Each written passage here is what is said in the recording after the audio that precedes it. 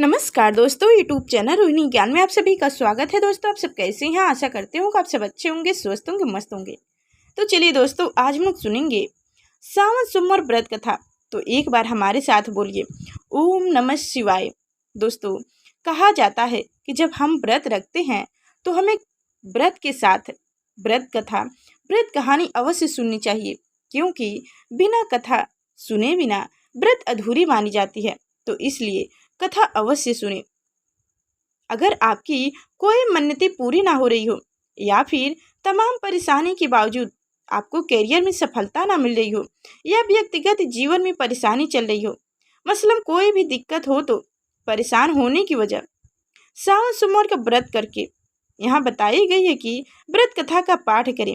मान्यता है कि सावन सोमवार के दिन अगर व्रत रख कर इस कथा का पाठ किया जाए तो जातकों की मन चाहे मुरादें पूरी हो जाती हैं। तो चलिए दोस्तों, अब हम लोग सुनेंगे सावन सोमवार व्रत की पावन कथा।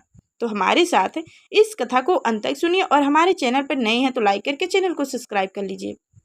चलिए कथा सुनते हैं। एक साहूकार था जो भगवान शिव का अनन्य भक्त था।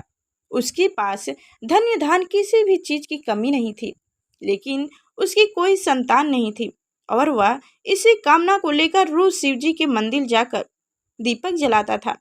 उसके इस भक्ति भाव को देखकर एक दिन माता पार्वती ने शिव जी से कहा कि प्रभु, यह साहूकार आपका अनन्य भक्त है, उनको किसी बात का कष्ट है तो आपको उसे अवश्य दूर करना चाहिए। शिव जी बोले कि हे पार्वती, इस साहूकार के पास पुत्र नहीं है, यह इसी से दुखी रहता है। माता पार्वती कहती हैं कि हे ईश्वर, कृपा करके इसे पुत्र का वरदान दे दीजिए। तब भोलेनाथ ने कहा कि हे पार्वती, साहूकार के भाग्य में पुत्र का योग नहीं है। ऐसे में अगर इसे पुत्र प्राप्ति का वरदान भी मिल गए तो वह केवल 12 वर्ष की आयु तक ही जीवित रहेगा। यह सुनने के बाद भी माता पार्वती ने कहा कि हे प्रभु, आपको इस साहूकार को पुत्र का वरदान देना ही होगा, अन्यथा भक्त क्यों आपकी सेवा पूजा करेंगे। माता की बार बार कहने से भोलेनाथ ने साहूकार को पुत्र का वरदान दे दिया, लेकिन यह भी कहा कि वह केवल 12 वर्ष तक ही जीवित रहेगा। साहूकार यह सारी बातें सुन रहा था, इसलिए उसे ना तो खुशी हुई और ना ही दुख। वह पहले की ही तरह भोलेनाथ की पूजा अर्चना करता रहा। उधर सेठानी गर्भवती हुई और 9वें महीने उसे सुंदर से बालक की प्राप्ति हुई।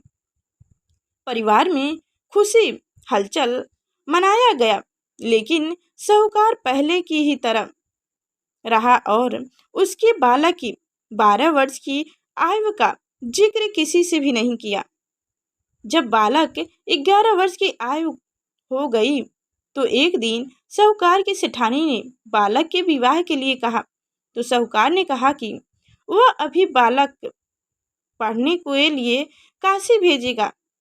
इसके बाद उसने बालक के मामा जी को बुलाया और कहा कि इसे काशी पढ़ने के लिए ले जाएं और रास्ते में जिस भी स्थान पर रुकना वहां यज्ञ कराते हुए ब्राह्मणों को भोजन कराते हुए आगे बढ़ना। उन्होंने भी इसी तरह करते हुए जा रहे थे कि रास्ते में एक राजकुमारी का विवाह था, जिससे उसका विवाह होना था। वह एक आंख से काना था। तो उसके पिता ने जब अति सुंदर साहूकार की बेटी को देखा तो उनके मन में आया कि क्यों ना इसी ही घोड़े पर बैठाकर शादी के सारे कार्य संपन्न करवा लिया जाए। तो उन्होंने मामा से बात की और कहा कि इसके बदले में वह अन्यथा धन देंगे। तो वह राजी हो गए। उसके बाद साहूकार का बेटा विवाह की वेदी पर बैठा और जब विवाह कार्य संपन्न हो गया तो जाने से पहले उसने राजकुमारी की चुन्नी के पल्लू पर लिखा कि तेरा विवाह तो मेरे साथ हुआ है, लेकिन जिस राजकुमार के साथ भेजे जाओगे वह तो एक आंख के काना है। उसके बाद वह अपने मामा के साथ काशी के लिए चल गया। उधर जब राजकुमारी ने अपनी चुनरी पर लिखा हुआ पाए तो उसने राजकुमार के साथ जाने से मना कर दिया। तो राजा ने भी अपनी पुत्री को बारात के साथ विदा नहीं किया। बारात वापस लौट गई। उधर मामा और भांजे काशी जी पहुंच गए थे। एक दिन जब मामा ने यज्ञ रचा रखा था तो भांजे बहुत देर तक बाहर नहीं आया, तो मामा ने अंदर जाकर देखा तो भांजे के प्राण निकल चुके थे। वह बहुत परेशान हुआ, लेकिन सोचा कि अभी रोना पीटना मचाया तो ब्राह्मण चले जाएंगे और यज्ञ का कार्य अधूरा रह जाएगा। यह यज्ञ संपन्न हो तो मामा ने रोना पीटना शुरू किया। उसी समय शिव पार्वती उधर से जा ही रहे थे तो माता पार्वती ने शिव जी से पूछा कि हे प्रभु, ये कौन रो रहा है। तभी उन्हें पता चला कि वह तो भोलेनाथ के आशीर्वाद से जन्मा साहूकार का पुत्र है। तब माता पार्वती कहती हैं कि हे स्वामी, इसे जीवित कर दें, अन्यथा रोते रोते इसके माता पिता के प्राण निकल जाएंगे। तब भोलेनाथ ने कहा कि हे पार्वती, इसकी आयु उतनी ही है, सो वह भोग चुका है। लेकिन माँ के बार बार आग्रह करने पर भोलेनाथ ने उसे जीवित कर दिया। लड़का ओम नमः शिवाय करते हुए जी उठा और मामा भांजे दोनों ने ईश्वर को धन्यवाद दिया और अपनी नगरी की ओर लौटे। रास्ते में वही नगरी पड़ा और राजकुमारी ने उन्हें पहचान लिया। तब राजा ने राजकुमारी को साहूकार के बेटे के साथ बहुत सारे धन धान्य के साथ विदा किए।